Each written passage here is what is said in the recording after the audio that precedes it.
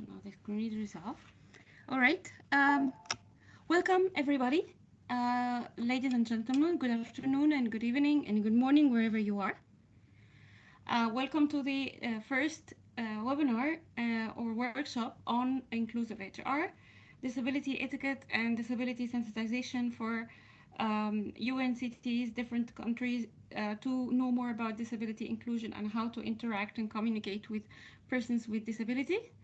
I'm here with my colleague, Luis Diego, who has been a very immense help and support for me during the preparation of this webinar and also the running of this webinar. Thank you very much, Luis, for all your help. I'm a person who is based in Egypt, in Alexandria. I'm a visually impaired person, and I'm a screen reader user. I have a master's degree from the University of Birmingham in inclusive education. I worked as a digital expert, accessibility consultant for more than 20 years, and I worked in a number of national and international organizations in the field of providing consultations in assistive technology and digital accessibility and website assessment. Heba, just a second. The first slide. Okay, pardon? I realized we weren't sharing the screen, so I'm sharing the Menti login again for people to log in. Just really quickly, but you can go ahead. Okay, so we are going to share the screen. And the first slide that you will see is a login to the Menti platform. It's an interactive presentation platform where you can anonymously post any comments or thoughts that you might have. And for people who are unable to use this the Menti platform, you can always post your contributions through the chat box in the meeting itself. So you log on to www.menti.com and then you enter the code. I will announce the code verbally in case there's someone that needs that. The code is 37463750. You enter that in a box, in the edit box, and then you hit submit.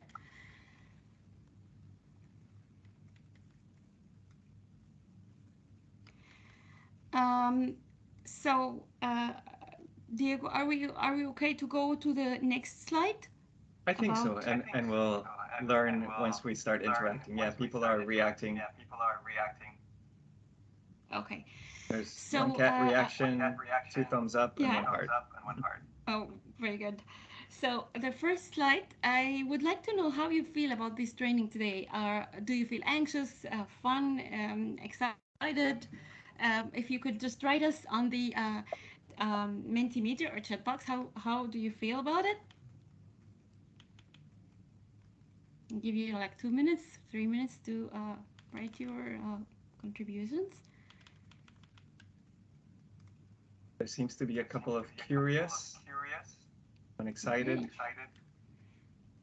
interested. We have 3 responses out of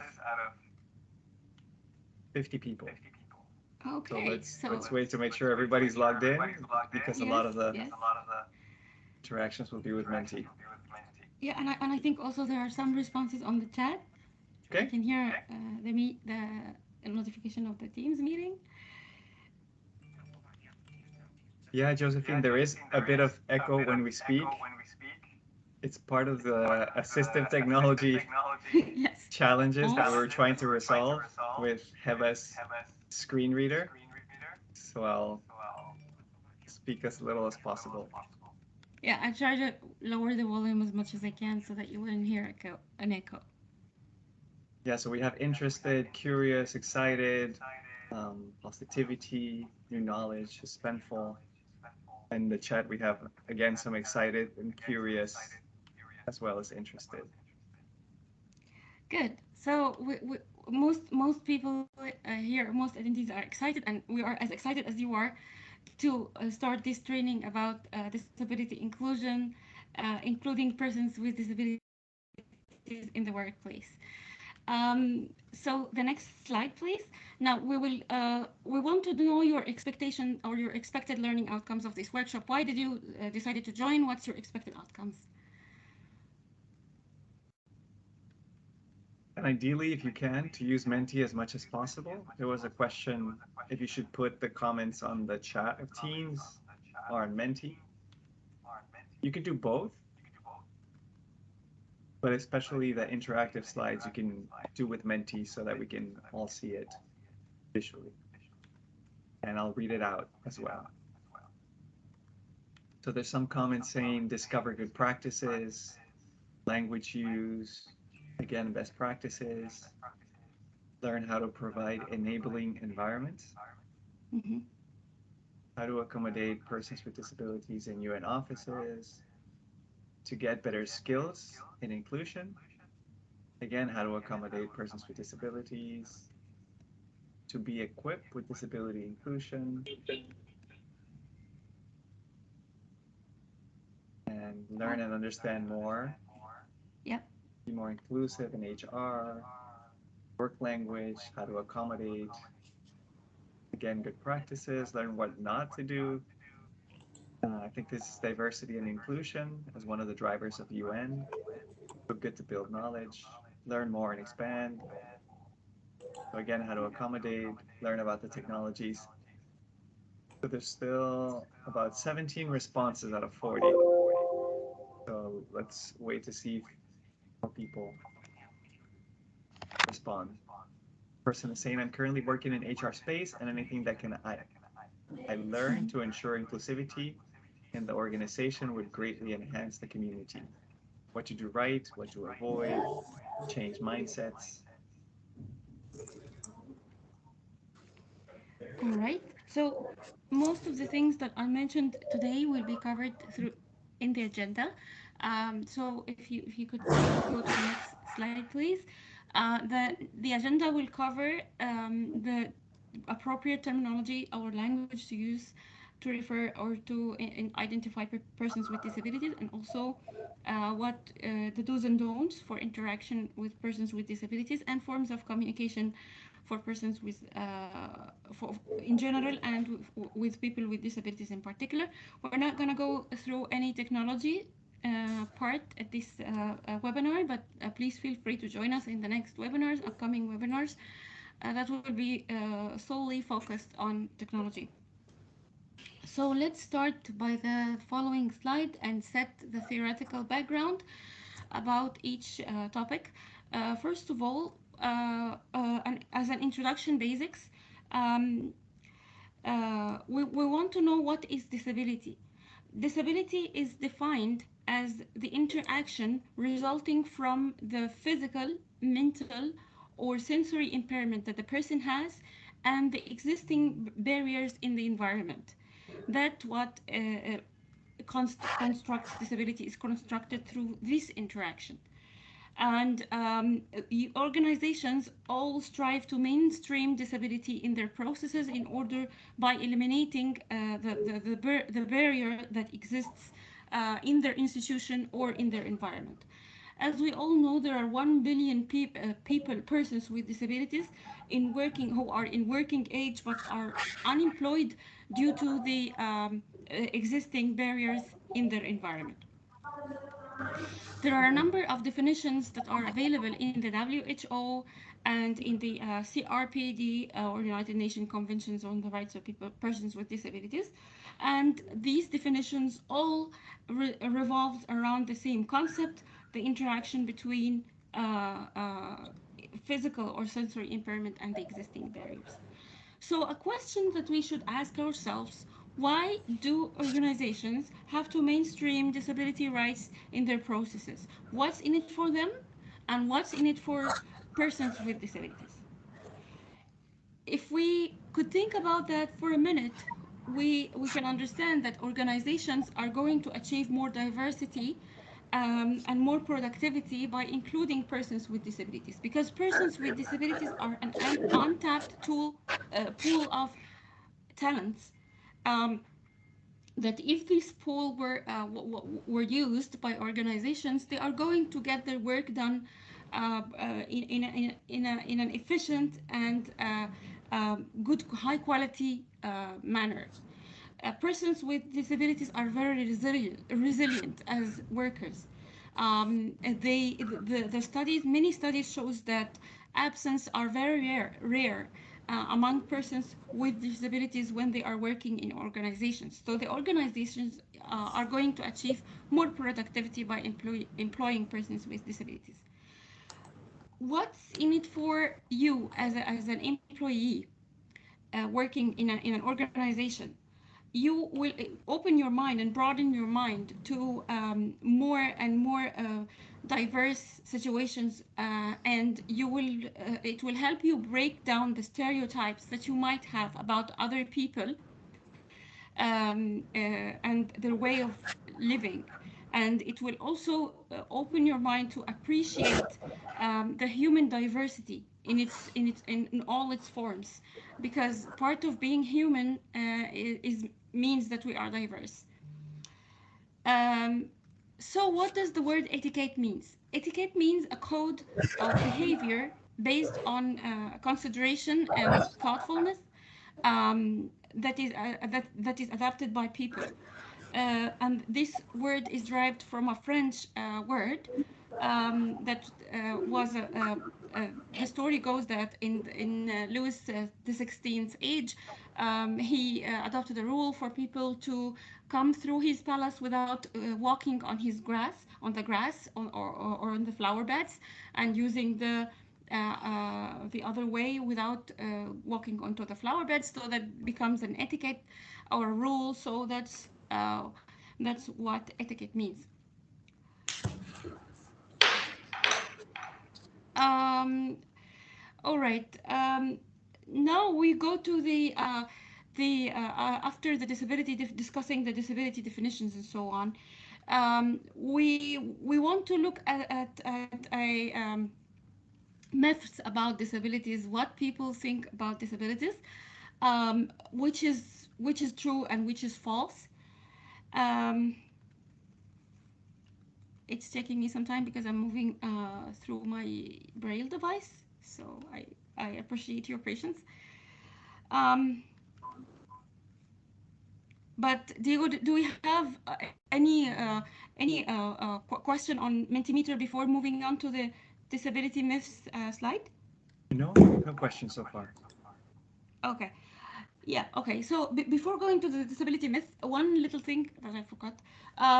The disability movement has ranged from viewing disability from a medical perspective to viewing a disability from a human rights perspective, as you may all know. The medical model views disability as the personal tragedy of the person in question, that the person that has a disability. It's a personal problem of the person who is experiencing this impairment, and so the solution of this problem relies solely on the person himself or herself. The social model came with a renovation of that concept and states that all the society have a responsibility towards persons with disabilities. Society has to adapt physical, informational, and institutional environment in order to make the society more adapted to tailored to the requirements of persons with disabilities. Then we come to the human rights-based approach, which is the approach that is adopted in the United Nations with all its instruments. The human rights approach view disability as a human diversity, an aspect of a human diversity. So it's the right of all participants. I appreciate if everyone can just mute their microphone. So it's part of the human diversity, as we said. And so people with disabilities or persons with disabilities have the same right to enjoy all aspects of life, education, work, leisure, on equal basis with other persons without a disability. The UN has developed a United Nations Disability Inclusion Language checklist, and we have the PDF file link attached here in the presentation, and we will be sharing the presentation with you so that later on you could go to this presentation and read the guideline for using disability inclusive language. But one of the things that we have to stress on is the use of the avoidance of using euphemisms. Don't look at people with disabilities or persons with disabilities as heroes. Avoid using words like differently able, like that they are inspirational beings. Um, uh, these are all patronize persons with disabilities. Avoid using the term PWD because it refers to persons with disabilities as an object. So it's better to use persons with disabilities. And also avoid using the term disabled people. Uh, instead, use the term persons with disabilities. If you, of course, you can't use the term normal to refer to persons without a disability, but use the term persons without disabilities better. There is an ongoing debate in the disability arena whether to use people first language or identity first language. And in the United Nations, of course, we are adopting a person-first language approach in all our formal communication, documents or emails or any publication. But of course, if you have a person with a disability who is working in your organization, it's very good to ask him or her what kind of language do you prefer. For instance, for me as a person with visual impairment, I don't mind to be called that I'm a blind person because this is part of my identity. So I'm pro using the identity first language as as a personal preference. Also, persons who have a hearing disability, they prefer using the word deaf with capital letter because for them deafness is part of their identity. So they really would prefer using identity first language. Eva, do you mind just really quickly Pardon? explaining what Yeah. person first language refers to? And we have a hand raised as well. Alexandru, would you like to ask the question now as well? Heba, do you want to take the questions now, or would you want to wait? We can take the question now because now later on we're going to move to an exercise. So if anyone has any perfect. question, please go ahead. Alexandru, over to you. Yes. Hello, my name is Alexandru Stratulac from Moldova. And in the program I'm coordinating, I'm working a lot with people with disabilities. And in Moldova, as you know, probably there is a diverse population speaking different languages, and one of the languages is Russian. And the CRPD in Russian language, as it is now, still does not use the terminology persons with disability. It uses the term invalid. And this creates a lot of problems in the sense of how do we explain to people that the term invalid is a discriminatory term if on our own website on UN we have a Convention on the Rights of Persons with Disabilities called the Convention on the Rights of Invalids.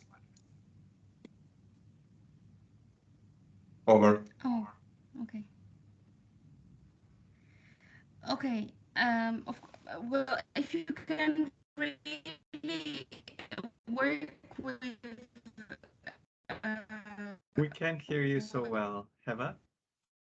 With, Alexandru, I don't know if you mind, sorry, turning off the video just really quickly because Heba's connection is quite limited, I think, at the moment. organizations of persons with disabilities. Heba, can you hear me? We couldn't hear you for a second. Yes, do you mind starting over? It was breaking up. Sure. Sure. So I was saying that if you really could work with persons, organizations of persons with disabilities, and translate local language translators in your country, that you can really change this term into a more positive. Really, and so as I said, we try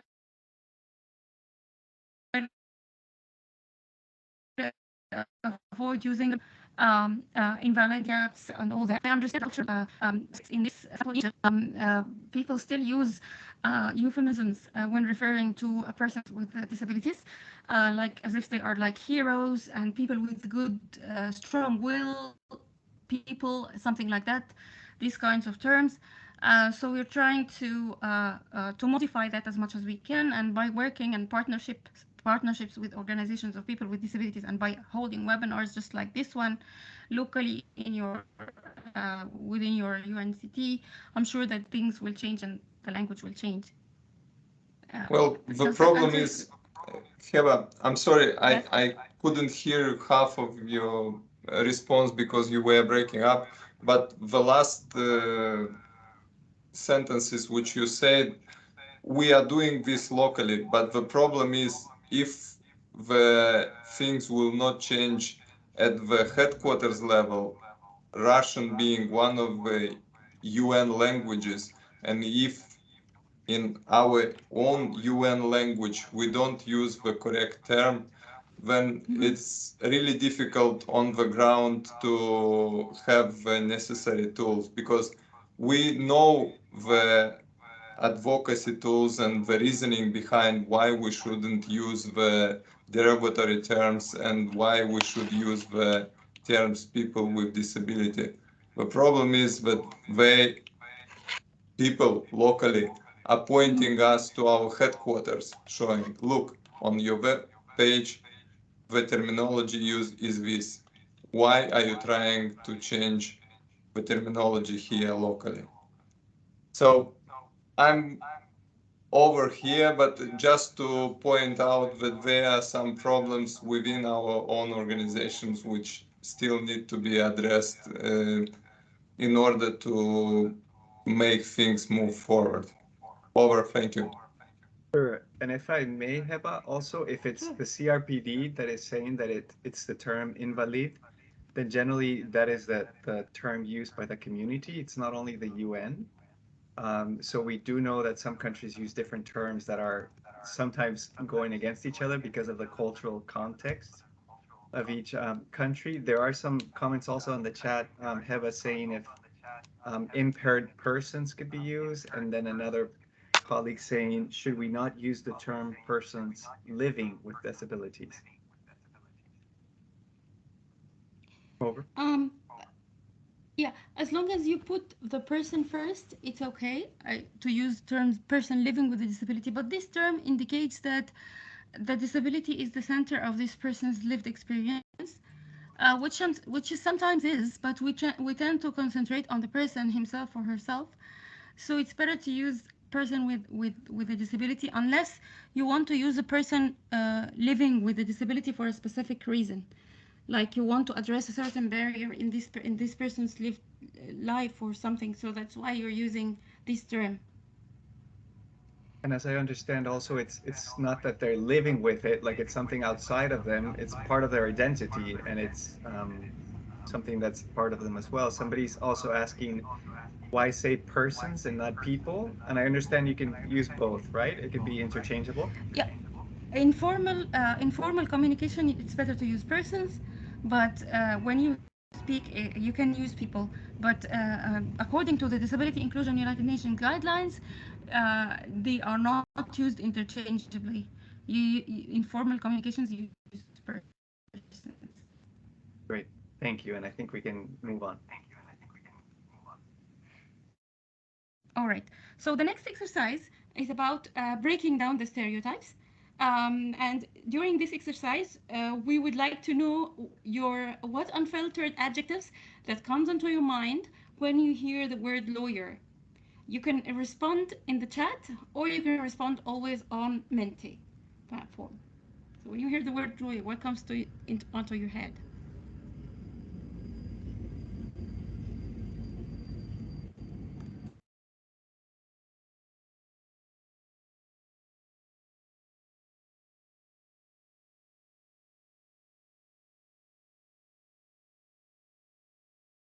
We're seeing one that says justice, law.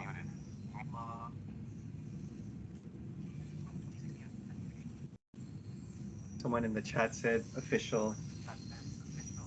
legal affairs, strict. Yeah, and mostly adjectives about the person, like if a person is the lawyer, not about their work so much. Yes, what? Yeah. So legal affairs, somebody saying disagreement in the chat, trouble or legal matters. Mm-hmm. But what comes into your head about the person himself or herself? Generally, we say that lawyers are,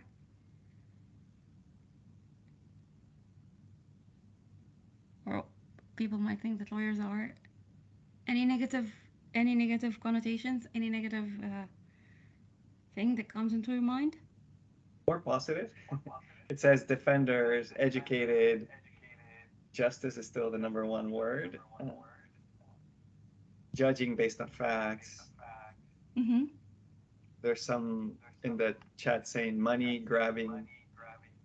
Exactly. Yeah. A defender of In someone in Egypt, court. yeah. In Egypt, sometimes we think that lawyers are scammers. It's gonna scam you and take your money.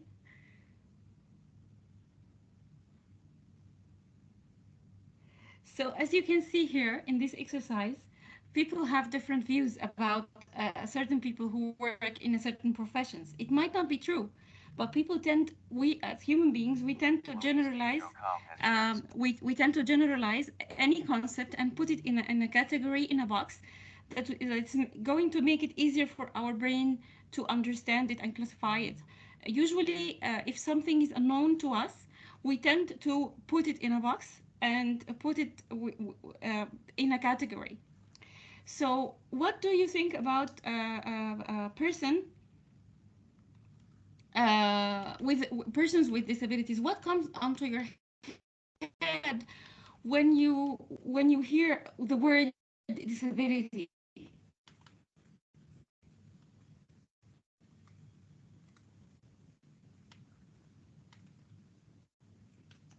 You can always write it in the chat. You can always write in the chat what comes into you One about when you hear the word disabilities disabilities. is an unmenti, Heba. Pardon? The option to comment on Menti about what do you think or feel about persons with disabilities is not on Menti, but people could just put in the chat this one.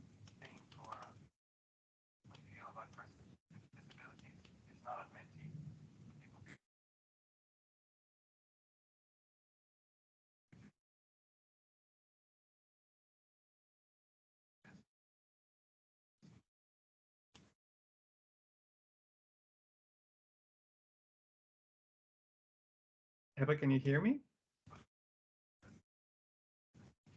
Yes. Yes.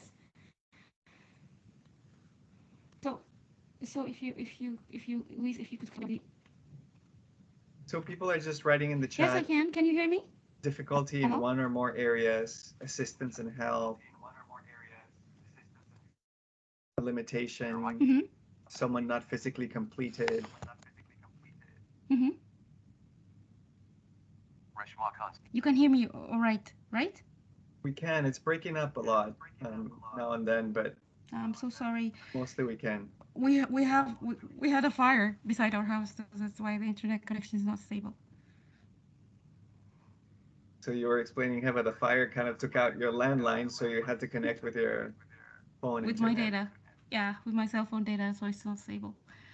Um, so as you can see, the word disability is always related to something negative, difficulty, limitations, constraints, incompleteness. It's always related to someone who is a lesser being than everybody else, and this is rooted on our stereotypes and rooted in our minds through a long history of segregation and isolation for people with disabilities. When you see someone with a disability and you don't really know much information about this person, you assume that this person might be having a very difficult life because this person cannot see, or this person cannot use their limbs, or this person have a hearing disability. So you automatically associate this with difficulty in life, because you are looking uh, at this person's life from your own eyes, as as a, as a person who doesn't have a disability. So when you look at a person with a disability from your own perspective, you will have to see, or you are due to see, that this person's life is incomplete, and this person has a functional limitation on their body or their mind that would render their life more difficult. But this is of course not true, because we are all living our lives according to the way we are used to living our life. Meaning that for me, as a person with a visual impairment, I don't see that I lack any kind of sense, having this vision loss, because I've never known what is it like for people to see. I've never seen anything before in my life, so I don't feel that I lack anything. The same is for a person who is having a hearing disability, or who is having a physical disability. We might view our life as different, but that doesn't mean that we are feeling that our life is more difficult than anybody else.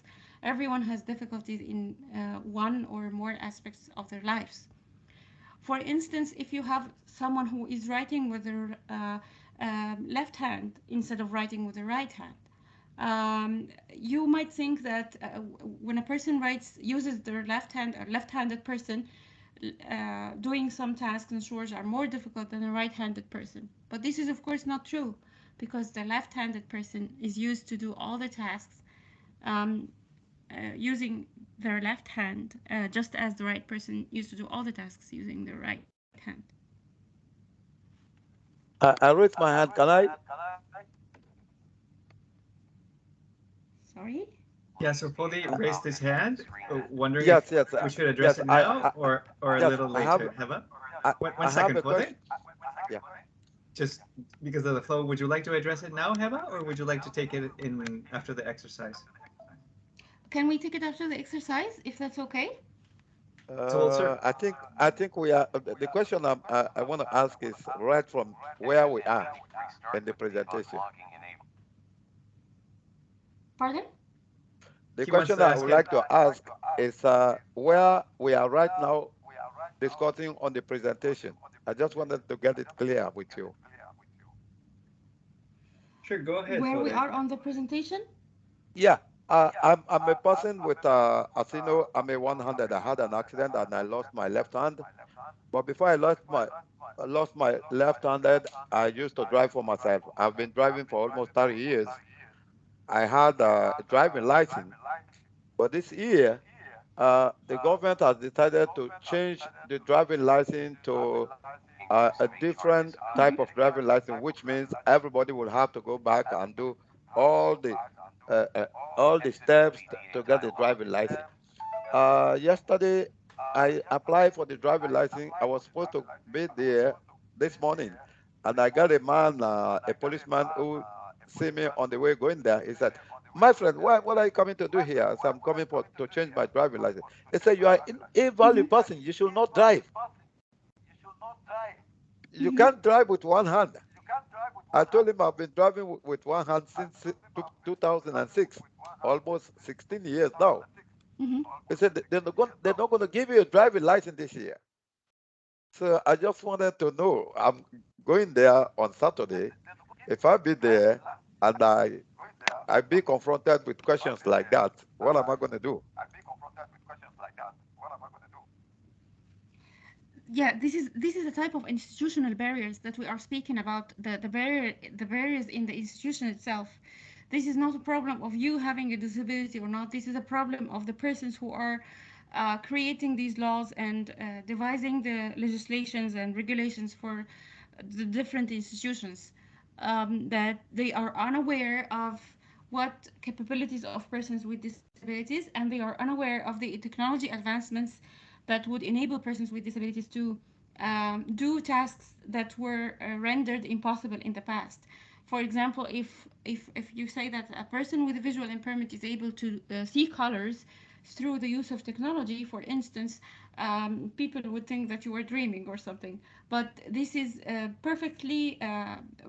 persons with visual impairment are perfectly able to identify colors using technology. So it requires you to have to fight and advocate for your rights a little more, and in order for you to have the rights of that you that on equal basis with persons without disabilities. Did this answer your question? So it means when I'm going to be there on Saturday, I will have to tell them that I can do anything that they can do themselves, because Yeah. I would not like them to tell me that I'm an invalid person. Yeah, exactly. Okay. Okay, So thanks. we move to the next. Pardon? He said thank you. Should we And I move to the think, next slide? yeah, and I think for that, just a quick comment. Sometimes the institutional barrier will still be there, and you will have to find, ways to advocate for yourself and kind of strengthen um, that institutional change through different means. So we would love to Yeah. stay in touch with you to see if we can support in any way from our side as well. So we've taken down your name and contact. Thank you for sharing. Over to you, Heba. Thank you very much for sharing that. All right, so the next slide speaks about forms of communication. And as we know, communication is one of the basic needs for us as human beings that all human beings need to achieve. All human beings need to feel that they belong to their surrounding community. And the forms of communication ranges from spoken language to sign language used by people with hearing impairments, lip reading, which is also used by people with hearing impairment, body language or gestures, which is used by basically most of us, except persons who have vision impairments. There's another communication system called PICS, or Picture Exchange Communication System, which is used by people on the autism spectrum.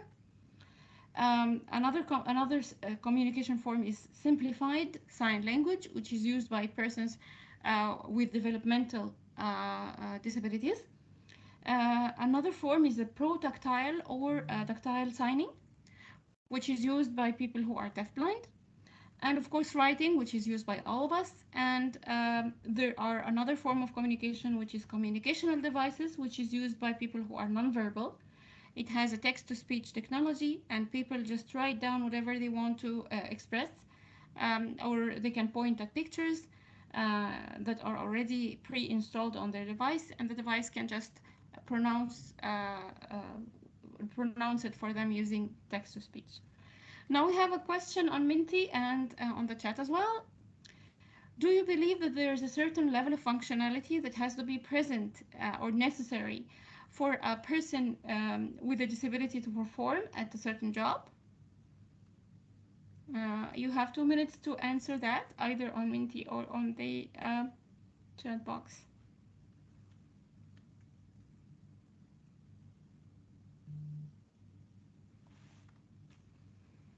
We have about 6 responses. Okay. If colleagues are still having a hard time logging into Menti, you have the instructions up here at the top. Just go to menti.com and use the code there. I'll also paste the link that you can just click to join.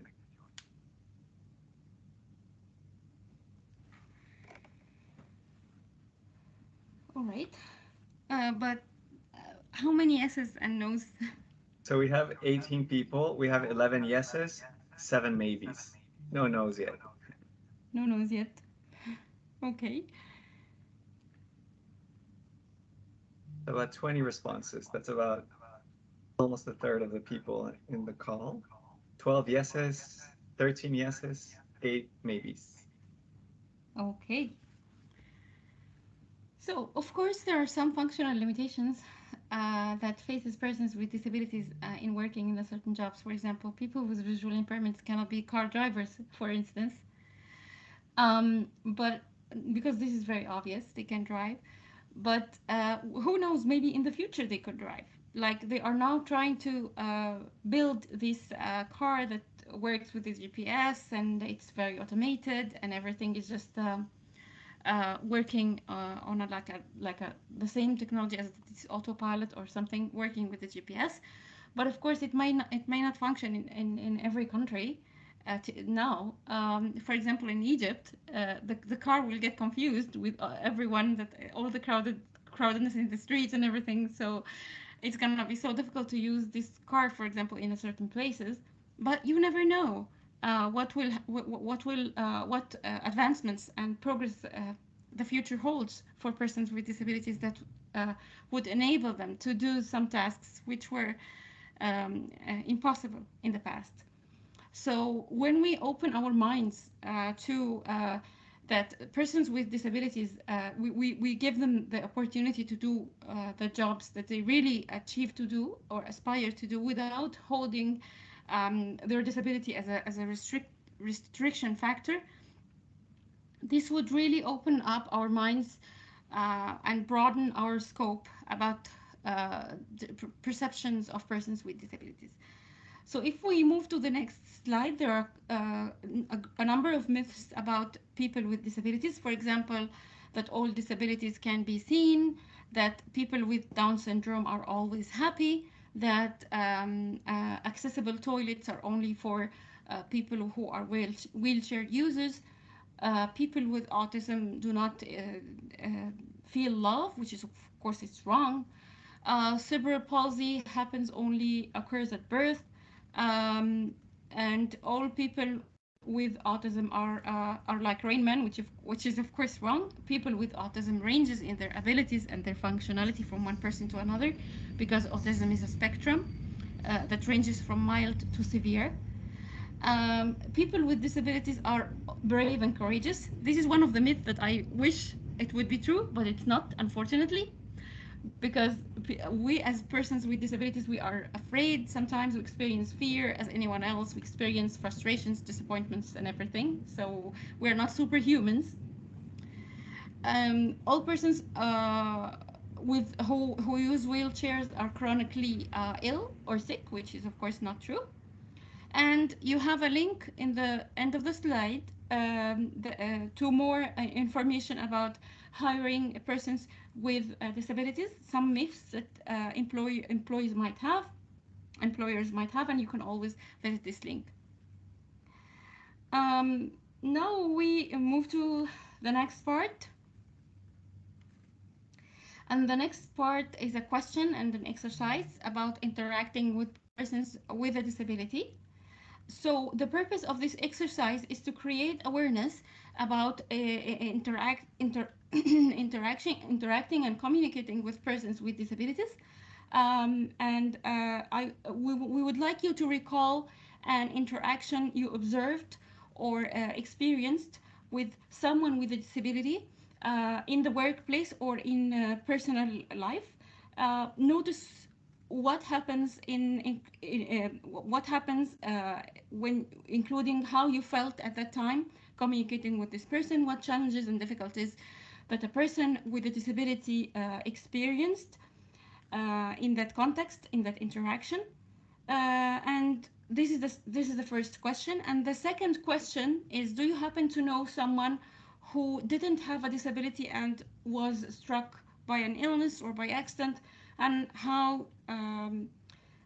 notice how things changed for this person after they encountered this impairment. Notice if, for example, the person with a disability was treated unfairly or had difficulty getting services that they need. So this is a question that you can think of. And you can go to the breakout rooms for 5 minutes, and you can just think about that, and when we come back, you can share your takeaways from the exercise. Perfect, thank you. So you're going to be put in breakout rooms of 3 people approximately, if it works well, and you can come back after the 5 minutes. So let me see.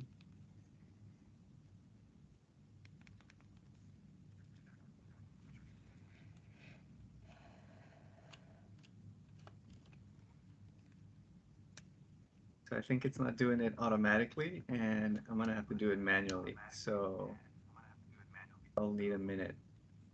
Do you want to cover some of the following slides in the meantime, Heba? Yes, sure. Okay, so after this exercise, we will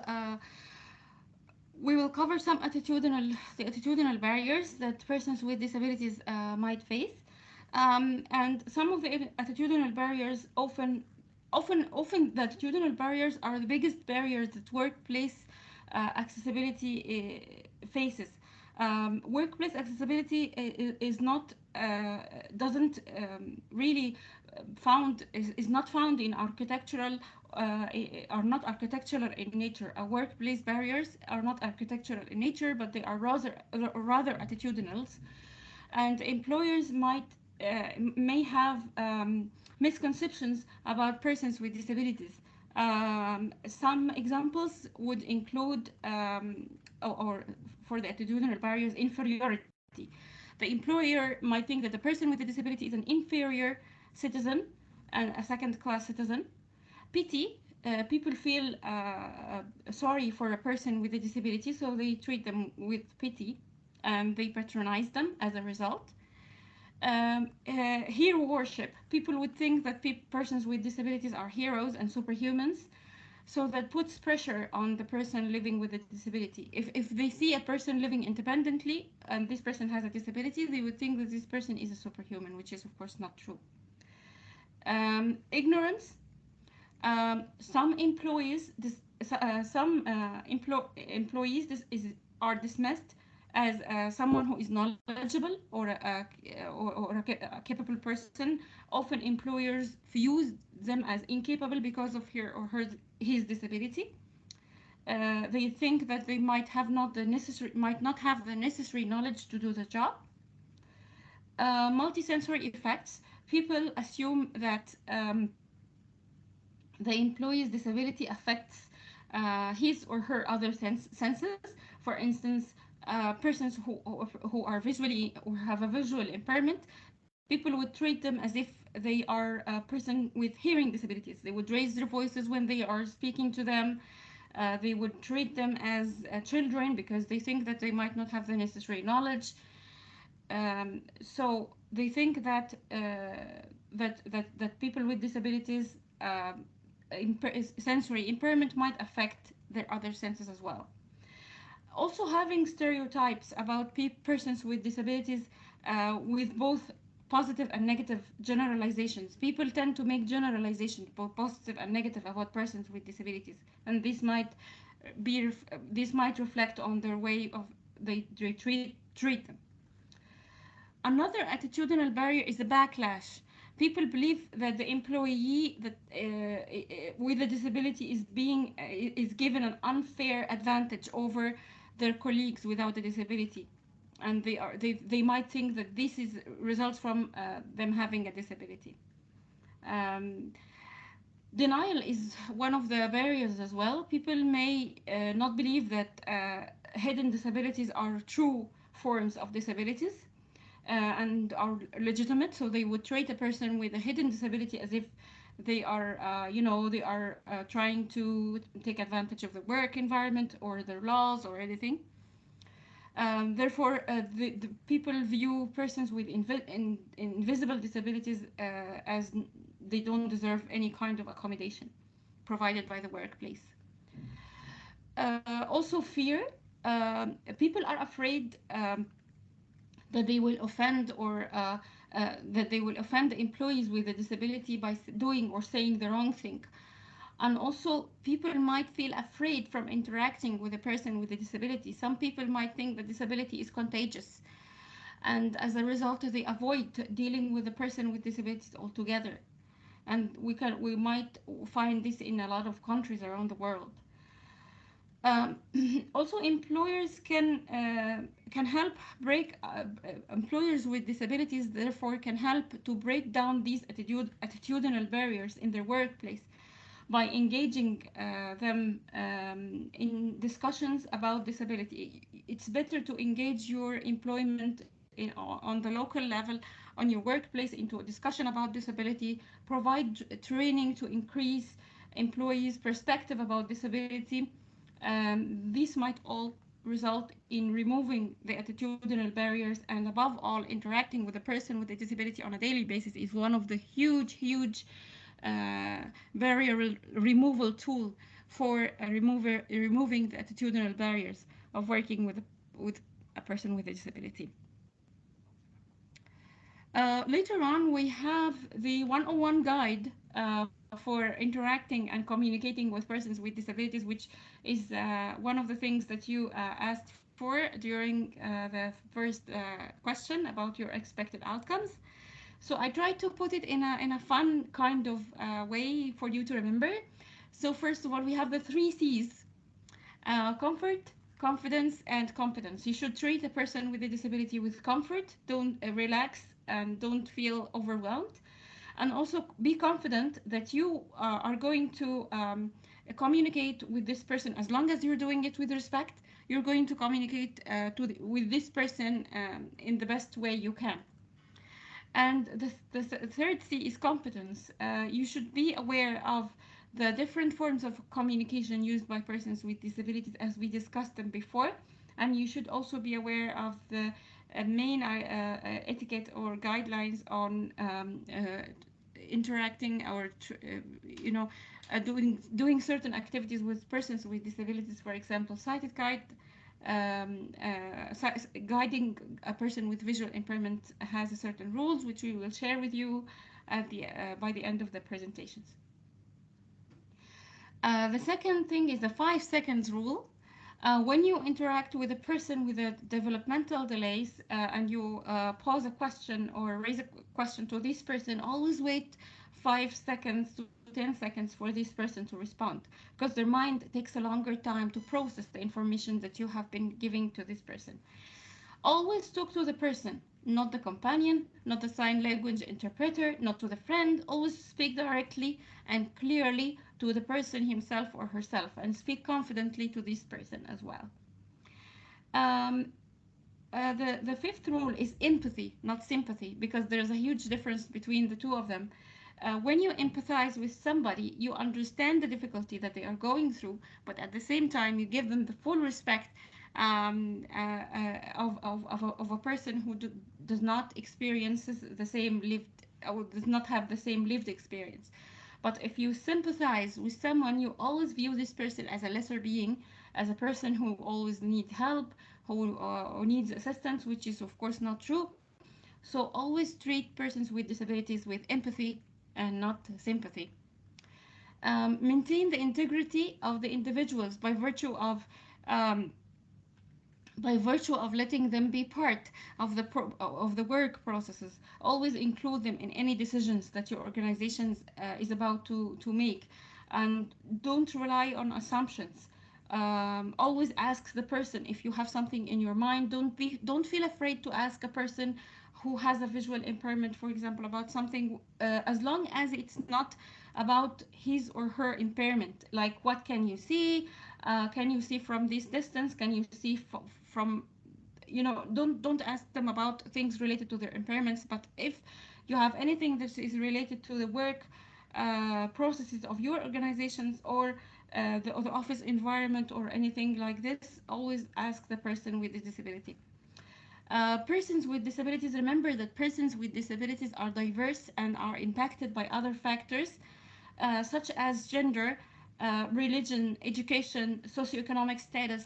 Uh, so even if you have two persons who have hearing disability, they might be different in the way they see the world and perceive people around them.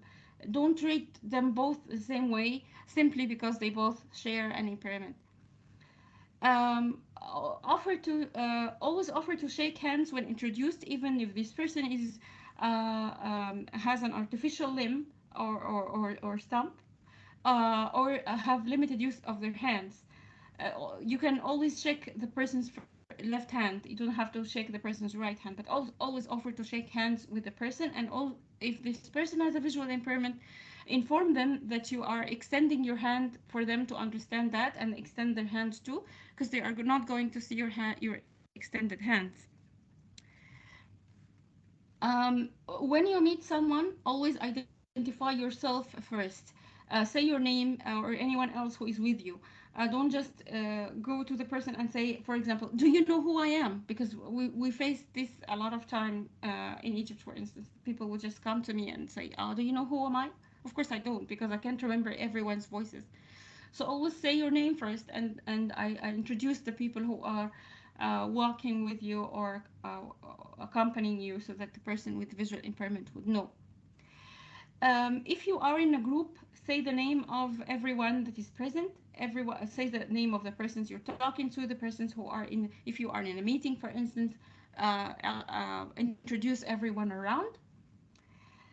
If you are in a restaurant with someone with a visual impairment, for instance, ask that person if you can describe the surroundings, describe the food that is being served.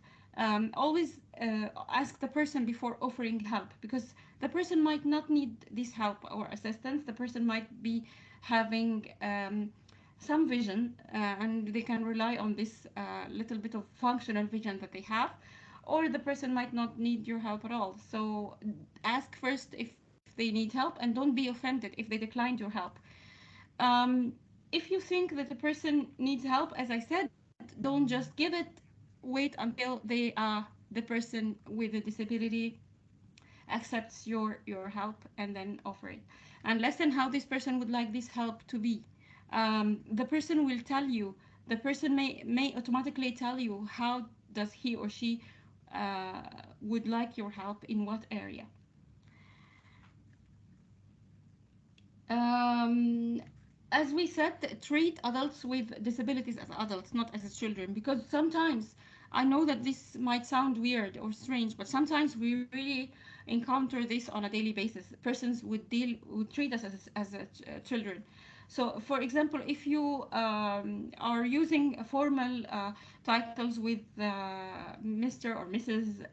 With other persons, use the same formal title with persons with disabilities, of course. And if you are on a first name basis with persons without disabilities, feel free to do the same with persons with disabilities. Avoid touching someone's wheelchair or white cane before the person's permission and consent and knowledge, without the person's consent and knowledge. Because sometimes people will touch the wheelchair, leaning on it, leaning against it, holding onto it. I've seen someone who used to hang their bag on a wheelchair, on a wheelchair that is used by a person with physical impairment, which is of course something which we don't have to do.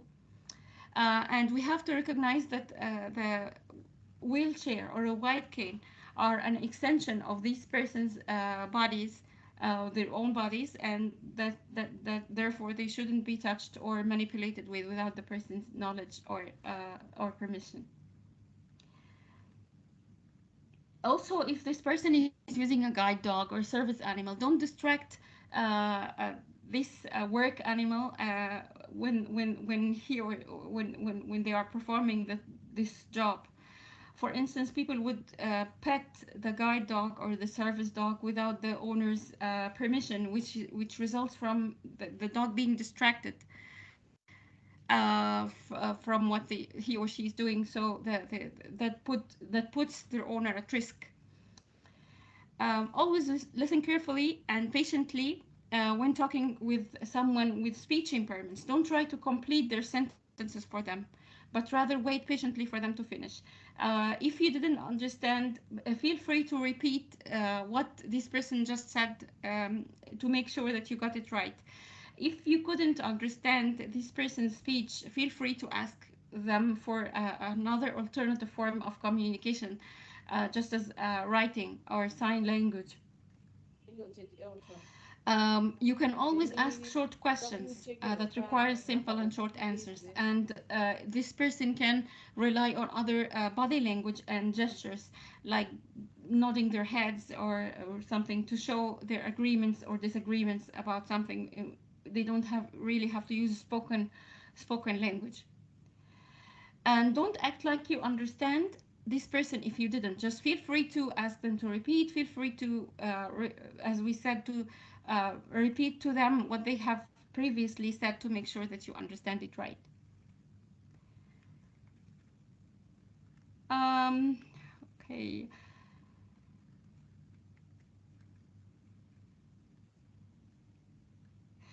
When interacting with a person with a wheelchair or who is using a wheelchair, always bend or kneel down or sit down to be on eye level, or otherwise lower yourself to stay on eye level with this person. Don't talk to them while you're standing and they are sitting on a wheelchair, because this would make them feel a little bit patronized. Um, if they are using a wheelchair or crutches, as I said, try to stay on eye level with them.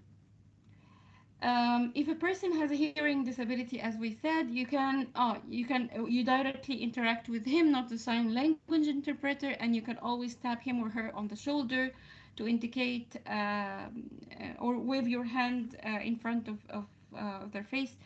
I'm near their face to grab their attention. If the person can read lips, try to stand facing the person, directly facing the person in his or her line of vision, and don't have anything that obstructs the view of your face or lips, so that this person can read your lips. Speak slowly and clearly, so that the person will better be able to understand. Always stay calm and relaxed when communicating with a person with a disability. Don't worry about using everyday common expressions that relates to a person's impairment. Like, for example, see you soon, did you hear the news, let's move. All these expressions are used by persons with disabilities, so they are not considered offensive or anything.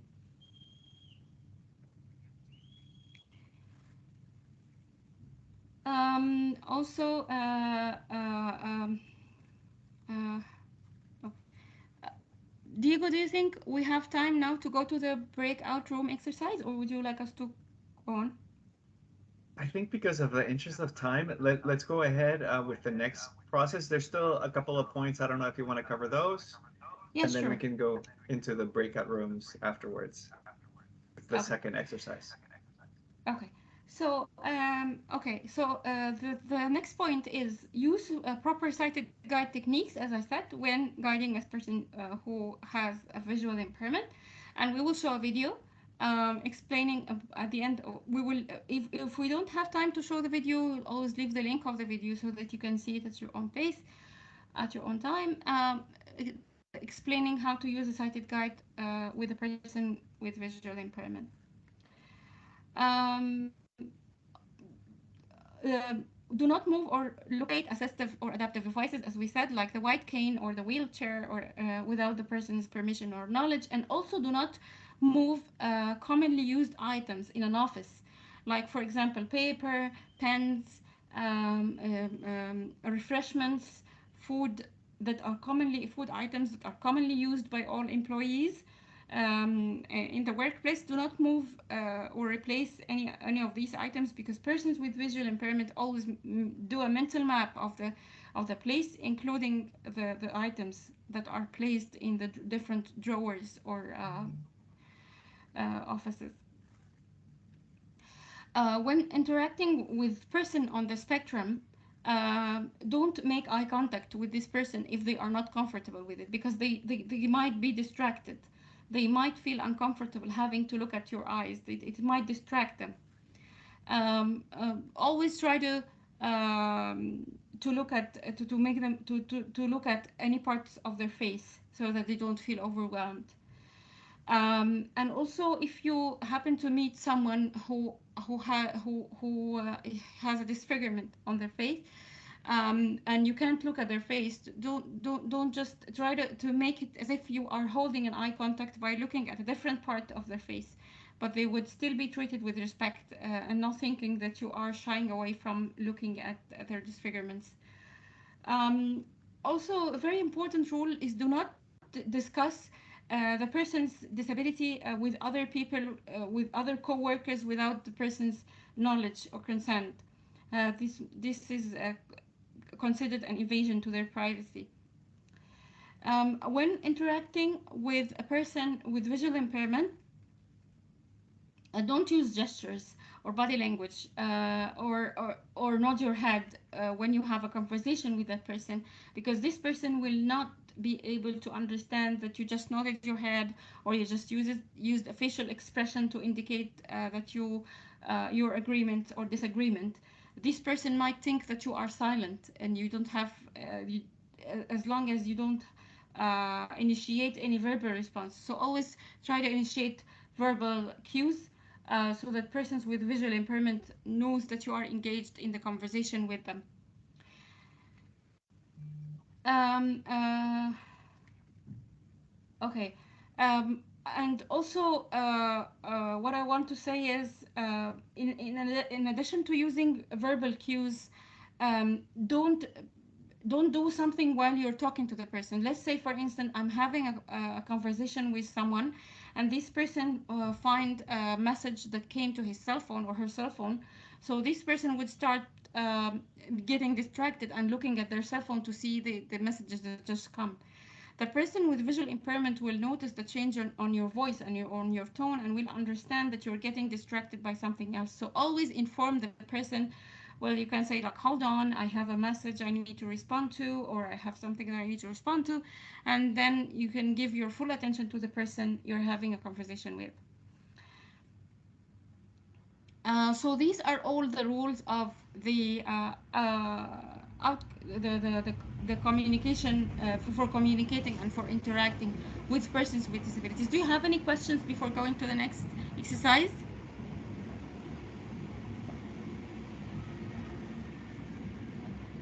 There isn't. There was one question earlier, but I see the person has lowered their hand. Um, we could go into the breakout rooms and the next exercise. Okay, so I'll explain very quickly what is going to happen in the breakout rooms. Um, Basically, these breakout rooms will contain three persons. One of them is a security personnel, one of them is an HR officer, and another one, the third one is a team leader. And you will have different scenarios with persons with disabilities. So because it's very hard for me to explain what is going to happen in rooms 1, 4, 7, 10, could I ask you, Diego, please, to explain what are the different scenarios in the different rooms? Sure. Let me see if there's not that much echo, but the first one is if you're receiving visitors in your office, and different type of disabilities. So one may be a visual impairment, one would be a hearing impairment, and one with an invisible impairment or invisible disability through the security gate. And how would you kind of address and make sure that they're welcome and treated equally? So that's the first one. The second scenario is if you're in an interview process and you would like to conduct the interview process for different persons or persons with different disabilities. Again, whether it's visual impairment, hearing impairment, neurodiverse. So you can just talk about a couple of scenarios, as much time as you have. The third one is a scenario if you're having a celebration. Say the director is engaging all personnel, and let me just mute everyone because somebody unmuted. And you're, wanting to organize an event that's inclusive as possible. The event is going to have PowerPoint, and it's going to have food and refreshments. And there's a colleague with a disability in the office, with vision impairments. Or you can also discuss about different disabilities. How would you address that? So I'm going to open up the breakout rooms, and according to the number of your breakout room, you can do one of the scenarios. I'm not sure. I'm going to put it in the chat. Hopefully you can still see the chat, and you can see which breakout room you're in. And if not, just decide one of the three scenarios, and you can address that, and we'll discuss it when you come back. If there aren't any questions, we'll open the breakout rooms and just make sure that you address these three scenarios through the different perspectives as well. So I'll go ahead and open it up. We'll have 5 minutes to discuss.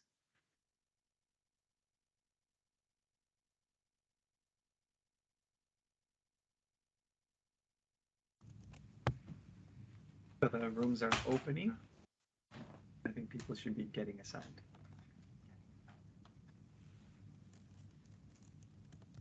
Apologies, Louise. Yes, go ahead, Afghan.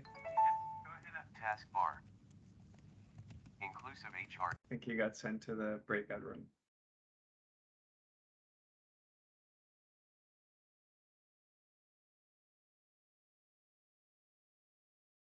So we have a couple of people maybe that weren't assigned, and I'll see if I can assign you shortly.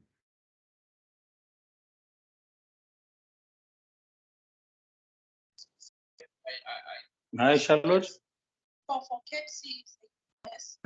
Hi, Stephen. I think you're unmuted.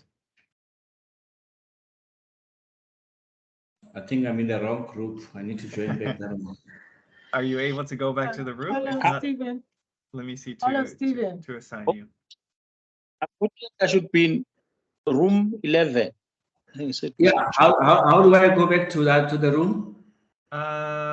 So you should be able to go again. If not, let me assign you really quickly. Okay, thank you. Yep.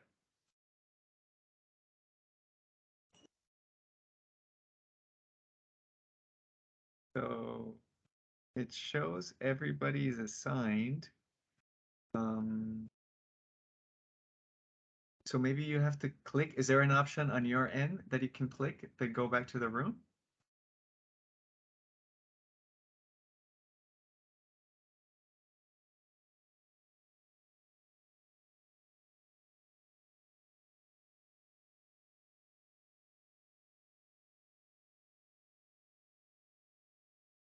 Okay, I see some people haven't joined yet. It might be that you haven't clicked on your screen.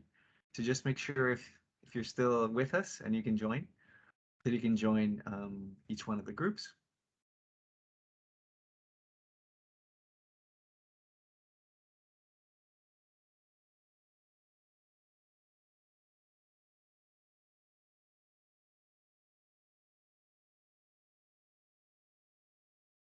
If for some reason you can't join or you're something else, it's okay. You can also hang back here and we'll return when everybody comes back.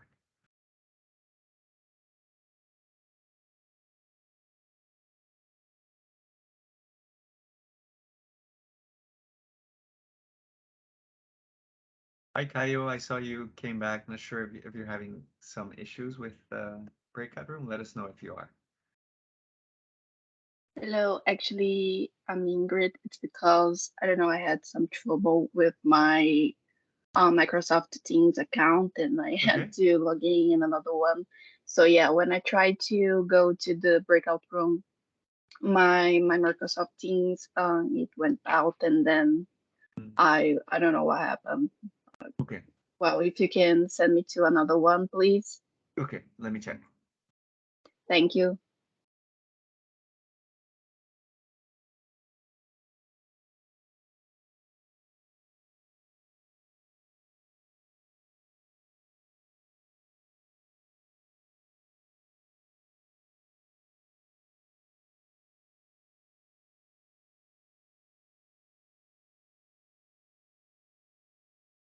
Here you go. We should.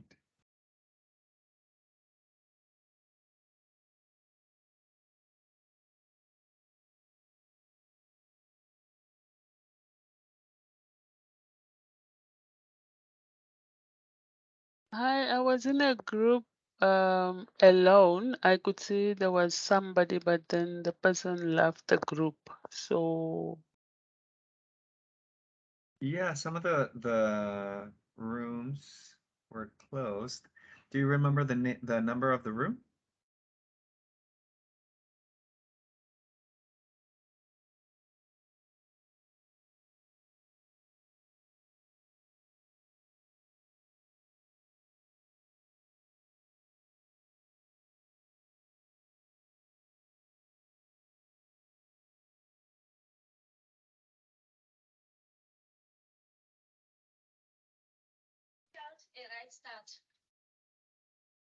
Hello, you were saying something? Yeah, I was asking if you remembered which room you were in, and I saw your message, Stephen. Let me see if I can sign. Laza or somebody. But then Sorry? he left immediately.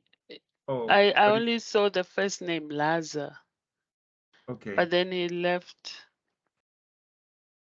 But He you don't left remember immediately.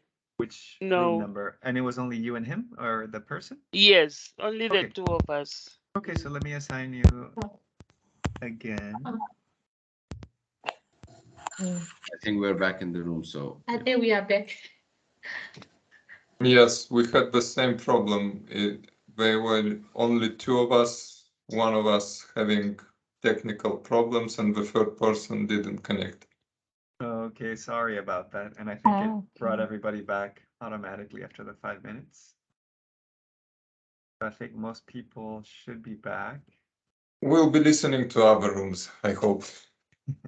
I hope so, and we're learning from the experience also to see if with a bigger group it makes sense on Teams, or we should use Zoom or another platform as well. Okay, I think you wanted to say something before you got sent into the metaverse, or yeah, if we could choose the room, but then we were directed because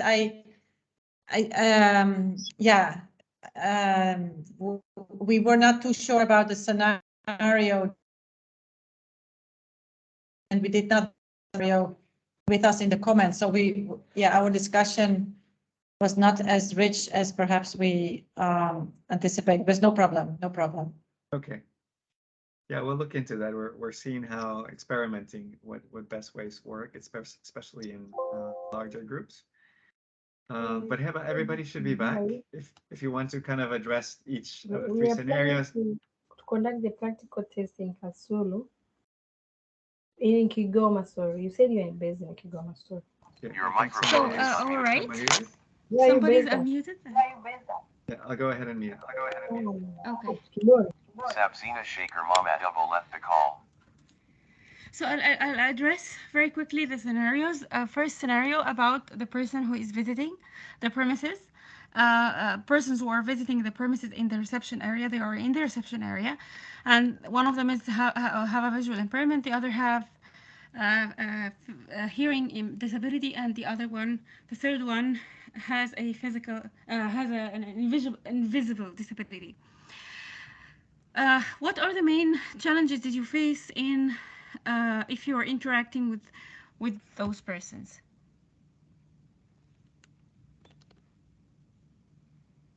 And we have also the Menti slide. Also Pardon? if people want to also comment any takeaways while you cover each one of the scenarios as well. Yes. So you can always speak about your interaction. Your thoughts about interacting with persons with disabilities in the first or second or third scenario. In the first scenario, as we said, the person with visual impairment will need guidance to move from the reception area to the area where they are in which, or the office in which they are visiting. So they will need a security person, for instance, to use proper sighted guide techniques in order to guide the person. A person who is if a person has a hearing disability, the security officer need to speak directly to the person, not to the sign language interpreter, and direct him or her about the way to the office they are visiting.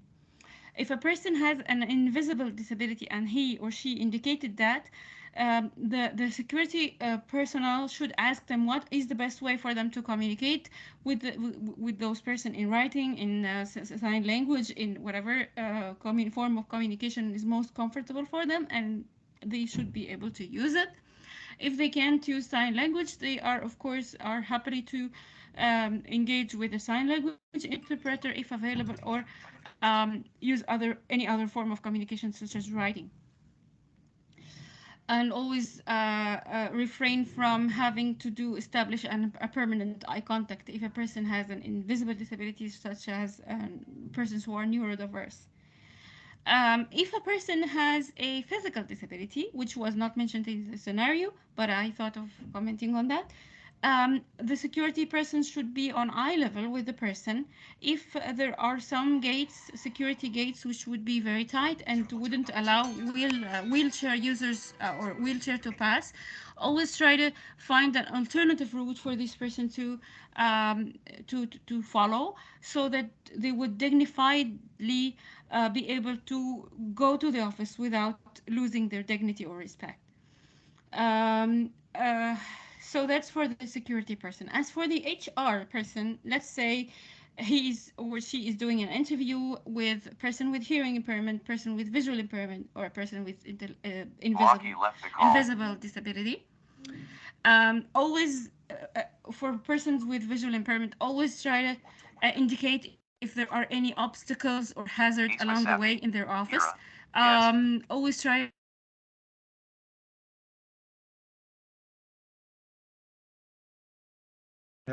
Heba, we lost you. We can't hear you.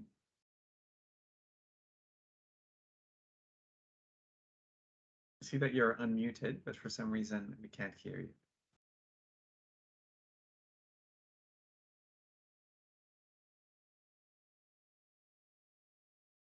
Let's give a few seconds for Heba to log back in, and we'll conclude the presentation, even though we're almost at time. We're about 8 to 10 minutes.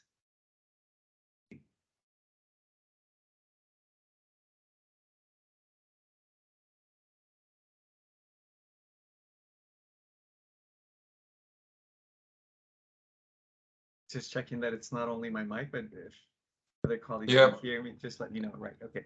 Thank you, Alexander. So let's just give a second for Heba. I see she disconnected.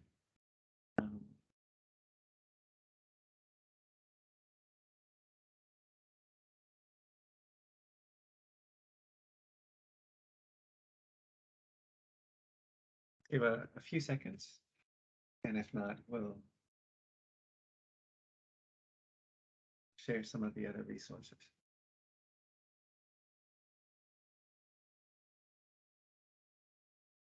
So maybe in the interest of time, there was a very short video. It's about 2 to 3 minutes that I can play. Let's hope that the connection on my end is working. So I'll just play it. This was the end of it, of the presentation, after reviewing the 3 scenarios and just seeing if there are any questions or any other comments. Let me know if you can hear the video okay.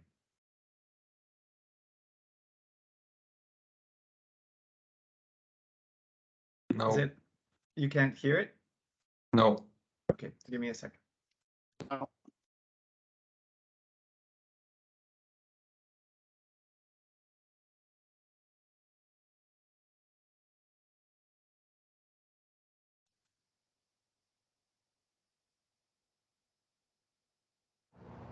How about now? Yes. Good morning, Bob. Morning there, big man. Morning, Alice! There's no need to be awkward. Poor Bob. Like so many of us, he just doesn't know how to interact with people with disabilities. It's pretty easy, really. People with disabilities are people first. We need the same things that every person needs, like respect. Good morning, everyone. Attention! Okay. Maybe we need to be more specific. The easiest way to show respect is to focus on the person, not the disability. It's okay. You'll get the hang of it. One easy way to focus on the person is to watch the person signing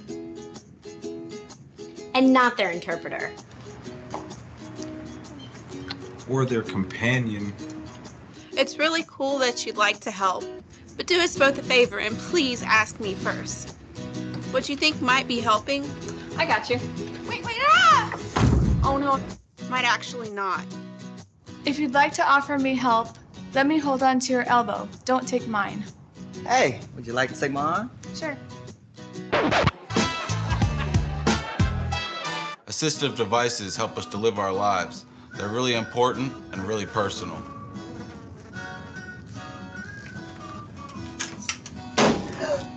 Grabbing them only makes it weird for everyone. What? Please only touch our devices and service animals if we've given you permission. And don't take it personally if I ask you not to. Remember that my service animal helps me all the time. Neither of us would like it if we were separated. Remember, we make our own decisions. We sign documents, vote, volunteer, work, and pay taxes. We get married.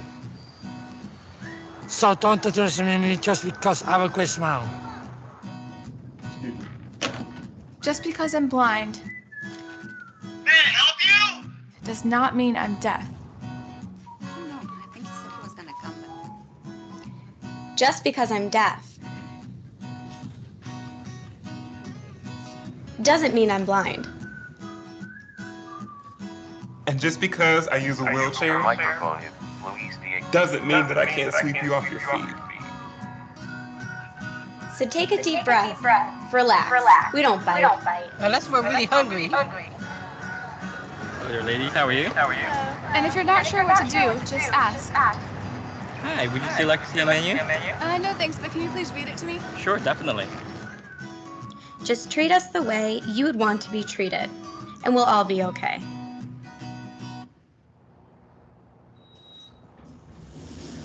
Good morning. Good morning. Good morning, Alice. Morning. Awkward no more. Nice job, Bob. Go forth and be human. There's no need to be awkward. Just a little humor video, but I think it wraps up nicely what we've been discussing. And I think, Heba, you're back with us. I think I heard you.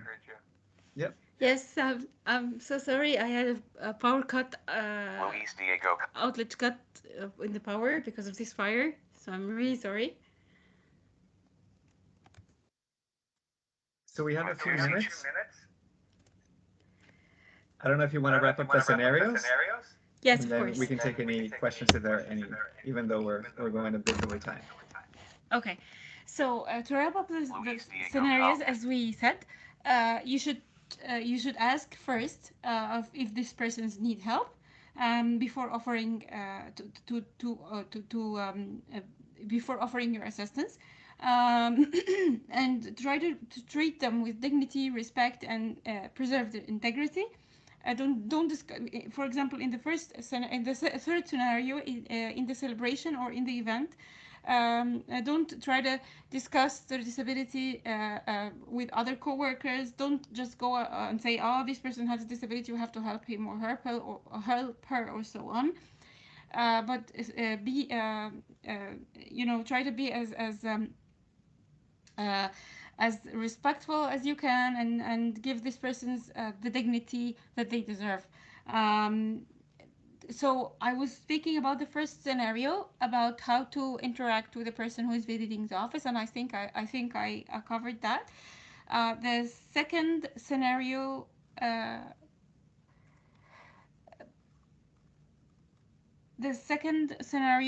was about the interview, right, Diego, if I'm not mistaken? Correct. Luis Diego Comp has shared. Pardon? Luis. Yes, the interview, correct. Yeah, the interview. So if you, as I said, if you are in an interview with a person who is visually impaired, so try to describe anything that is you are sharing on the screen verbally to the person. When you engage in a conversation with the person, try to give as much verbal cues as you can. Do not just use body language or gestures unless the person has some remaining vision. Do not try to ask the person about their impairment or their level of functional vision. Always let it to the person to disclose his or her disability. For a person with hearing impairment, as I said, you can talk directly to the person, not to the sign language interpreter. For a person with a physical impairment, make sure that the table you're using is comfortable. For people who are using wheelchair, there's enough space between their chair and the table, and the room itself is set up in a way that is comfortable for the person. And we will cover more about this in the physical accessibility lecture webinar or workshop. But just you can make sure that there are no hazards on the way of the wheelchair path of the person who is using a wheelchair. If the person has an invisible disability, try to make sure you are providing the alternative forms of communication that is better for the person. Do not hold eye contacts with the person unless they are comfortable with it. And if you are a person who is a team leader or a supervisor, do not rely on assumption when judging this person's whether this person will be taken or will be accepted for the job based on their disability. Always stress on their qualifications other than their disability. And even if you see that there are some functional limitations that are going to exist because of their impairment, you can openly discuss it with the person to see what solutions they might have about this, about working around this issue. Because often enough, persons with disabilities will have workarounds that they use in everyday of their lives, that they learned how to adapt to situations, to inaccessible situations. And remember that technology have solved a lot of issues, accessibility issues. As for the third scenario, the celebration, make sure that the person with visual impairment feels welcome, included in the conversation. You address the person's name before that you are speaking to the person. I mean, when you direct a question to the person with a visual impairment, always say their name first, so that they would know that you are speaking to them and not anyone else's. Always try to tell them who left the place and who come into the room, who joined and who left, so that the person wouldn't be talking to someone and this person would leave. If you are speaking or having a conversation with a person with visual impairment and you have to leave for some reason, try to indicate that you are going to leave so that this person would know that in advance. If food is being served, please make sure to inform the person with a visual impairment about the different items in their plates. And you can use the clock face technique. The clock face technique is a very useful kind of technique that is used to direct persons with visual impairments and familiarize them to their environment. So the item which is directly facing them is at 6 o'clock. The items that are facing away from them is at 12 o'clock. And the items on the left are 3 o'clock. And sorry, the right is 3 o'clock and the left is 9 o'clock. I hope I didn't mix them up, because sometimes I do. I think you did. The item in front is at 12 o'clock. The item in 12, the front is 12, and the item in the exactly facing the person is 6 o'clock. Well, if something is in front of you, it's at 12 o'clock. If something is behind you, it's at 6 o'clock. No, it doesn't have to be behind me. It doesn't have to be behind me. For example, if you are in a restaurant and you're sitting on a table and in front of you there's a plate, and directly in front of you there's a rice, and after the rice, facing away from you is the chicken, for instance. So the rice would be at 6 o'clock, but the chicken above it will be at 12 o'clock. Okay, yeah, I was saying the same thing. It's just the clock. I think you said that behind you is 12 o'clock, but No. I said in facing away from you, meaning in front of you as well, but facing away from you is at 12 o'clock, but directly in front of you is at 6 o'clock. What I get mixed with is the 9 and the 3s. Yeah, thank you. Sorry. It's okay. So always use this clock face technique when describing food items or any kind of or the layout of the room, for instance, or an office. you could say that at 6 o'clock you will have that, at 12 o'clock you will have that, at 3 you will have this, and at 9 you will have this. This helps a person to develop a mental map of the place, and would be able to navigate it easier.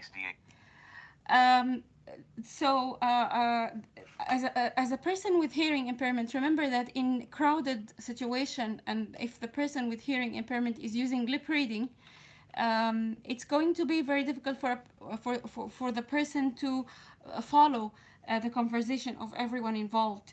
So if you think that the person with hearing impairment who is a lip reader is a little bit confused, you can be their interpreter. You can just stand facing them directly, and you can explain what everybody's saying. And as I said, if they are using a sign or they are having a sign language interpreter, you have to always speak to them, not to the sign language interpreter. Also make sure that in this celebration or event that any announcements that are announced audibly, you can try to relate it to the person with hearing impairment via writing, for instance, or via any other form of communication other than audio, so that they would be able to follow what's being said. As for persons with intellectual disabilities, invisible disabilities, especially social and communicational disorders, they might feel overwhelmed by having to be in constant interaction with people. This might be overwhelming to them. The idea of staying in a crowded place with lots of sounds and visual stimulation might be overwhelming to them.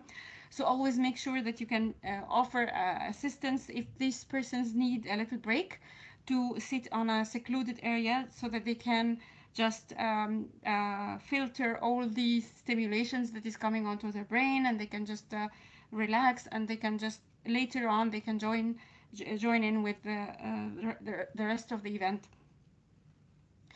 Of course, if the person has a physical impairment, you have to make sure that the food and the tables are equipped to their needs and are tailored to the requirements. But at the same time, you can try to include them as much as you can in the conversation. If they have to sit on the back of the room because in front of a room there would be a lot of there would not be enough space for them to be comfortably using their wheelchair, be sure to go to them and to have conversations with them and to make them feel included as your coworkers, even if they cannot sit in the same place physically because of some physical limitations. So always try to work around any physical limitations you might face, through provide more of the interaction opportunities with the persons with disabilities. So these are the main sum up aspects of the scenarios, and I'd love to hear your takeaways. If you want to speak, if you want to raise your hand and comment on the exercise that you have been going through, I'd love to hear your comments. If we have the time, Diego, do we have the time? We're a little bit over time. I put the slide of the main takeaways from the whole training. I don't know if you can lower the volume a bit on your end. Heba, my echo is quite loud. Please, thank you. And any other questions that you may have at the end, we'll also be sharing the resources that Heba mentioned in a recording as well. And we also have a whole series of webinars coming up. So there's a lot to cover, as you can see. And we'd love to have you join us for the other ones. If you register, we'll send you the recording, even if you can't make the session. So you can see them here on screen on physical accessibility. We have on inclusive HR on how to organize online career fairs. And then on ICT, inclusive ICT, how to create accessible documents. And finally, how to host accessible online meetings. So those are the series of webinars. We'll have different resources in there as well. So if you have any other questions, I know that there's one hand up, Alexandru. Before that, there was one person, Heba, that asked if you could speak also on temporary disabilities. So disabilities that, you know, may just be for some time, maybe perhaps speaking about what they are and how to address them. And Alexandra, if you want to ask your question as well, and we can bundle it with this one, and then we can wrap up. Over to you. Thank you. It's not a question, just a request. Maybe you showed here some video, gave us some links to videos. So maybe if it's possible to include them into the presentation, and when you send the presentation to participants, so we have this video links also included, if it's not a problem. Thank Sure, you. not at all. We'll include, and the ones you see on screen will be the ones we have. And we're also available with any other support, especially in the operational side that you may need support with. Feel free to reach out. We'll put our contacts there. So over to you, Heva, to address that other question, and we can wrap up after that. Thank you for staying and your patience also with the technical different glitches. Thank you very much for coming on this webinar. Thank you for giving us your time, and we hope to see you in future webinars. Yeah, and any question that we didn't address, we'll also follow up with an email as well as the recording. Sure. I shared the presentation earlier, but I'm not sure that the videos were included. So if not, we will happily be sharing them again. Thank you, colleagues, and we'll see you in the next webinars. And thank you, Heva, for your time as well and all the resources. Thank you, Diego, for all your help. Thank you. Thank you. Bye-bye. Thank you. Merci. Thank you. Thank you. Merci beaucoup. De rien. Au revoir. Thank Merci. you. Au revoir.